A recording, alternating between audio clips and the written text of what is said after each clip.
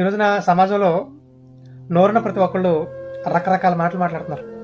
ఆ, అంటే నోరెందుకు ఇవ్వబడింది అంటే ఇగో ఇవో వ్యర్థమైన మాటలు మాట్లాడడానికే అన్నట్టుగా ఏవో మాటలు కల్పించుకుని మాట్లాడుతున్నారు. సో మరి అలా మాట్లాడడం, ముఖ్యంగా క్రైస్తవులుగా అలా మాట్లాడడం అనేది వాక్యానుసారమా అంటే దేవుడు వాక్యం చెప్తున్నాడు. ఏమనంటే తిమోతి రాసిన 2వ పత్రిక 2వ అధ్యాయము 16వ వచనంలో ఏమంటాడంటే ఆయన అపోస్తలుడైన పౌలు గారు తిమోతి గారికి రాస్తూ ఈ మాట మాట్లాడతారు. ఆయన అపవిత్రమైన వట్టి మాటలకు విముఖుడమైనము అట్టి మాట్లాడేవారు మరి భక్తిహీనులు అవుతారు అంటున్నాడు. అంటే మీరు భక్తిగా బ్రతకాలనుకుంటే ఇలాంటి అపవిత్రమైన వట్టి మాటలకు చోటు ఇవ్వద్దు అంటున్నాడు. ఈ రోజున చాలా మంది క్రైస్తవుల దగ్గర ఏం కనబడుతున్నాయి అంటే ఇవే కనబడుతున్నాయి. అక్కడ సేవకులు కూడా వాక్యం చెప్పడం మానేసి ఏవో అపవిత్రమైన వట్టి మాటలే మాట్లాడుతున్నారు.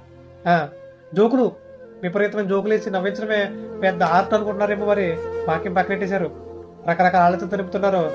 ఈ రోజు ఫాస్టర్ గారు వచ్చారు, వాక్యం ఎరగదీసేసాడు బాబు అని వాళ్ళు ఎక్కువయ్యారు.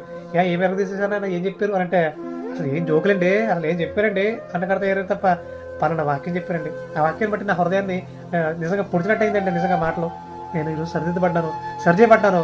దేవుని నామం మహిమ కలుగును గాక. ఖచ్చితంగా ఇక మీద ఆలోచనలన్నీ వాక్యానుసారంగా ఉంటాయి.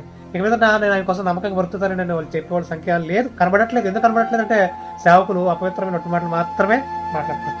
మరి సేవకుడు అనగా అపోస్తలుడైన పౌలు గారు తిమోతి గారికి చెప్తున్న మాట ఏంటి? అపవిత్రమైన మాటకు విముఖుడమైన అంటే ఈ రోజు సేవకులు వాటిని హత్తుకొని ఉంటున్నారు.